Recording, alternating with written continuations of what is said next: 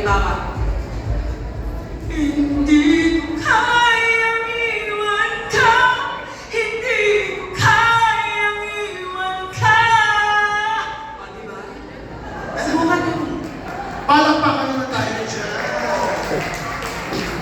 Diba? Kami po, pag hinayar nyo kami ni Pat na mag-MC, nagtatumbling din po kami.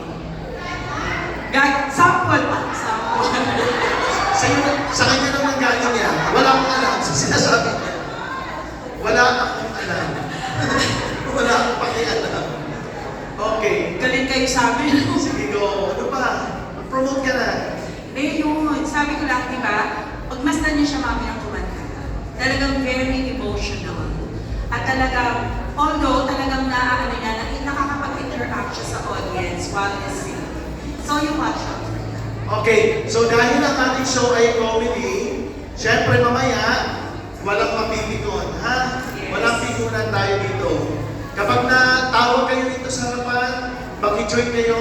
Wala pong seryosohan. Kaya love to the moms. Walang seryosohan ngayon. Yes, lalo na itong tatlong to, talagang bardagulan din kung bardagulan. Dahil katatapos lang ng Bex Battalion, sila po ay mga kagrupo din ng Bex Battalion. At sila rin po ay galing din sa Vice Comedy Bar. Yes. At alam mo, Pat, nung araw, I remember, because when Vice Ganda is still not famous, and kami na mga magbabarkada, I know kaya kayo nandito because you want to, reminisce the younger years, right?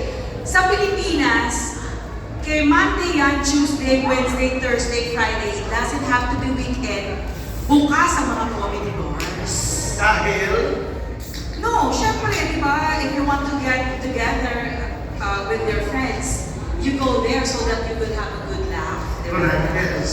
And bonding as well. So, dyan po sila nakilala sa mga comedy bars. Ngayon po meron si Vice Ganda na bagong comedy club. Vice Ganda Comedy Club.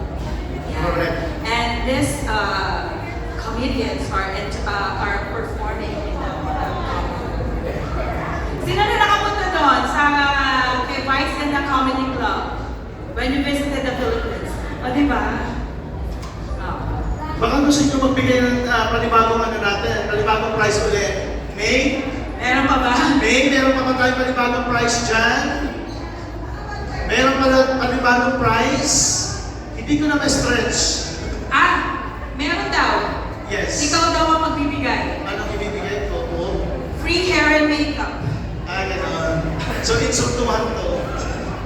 Doon sa sponsor. Baka gusto mo matanggal yung buhok mo na yan. Gusto mo matanggal yan. Wow. Ilipat mo sa akin yan. Okay? Yeah. Sige na nga, pasalamatan na muna ulit tayo, sponsors. Nasa yung listahan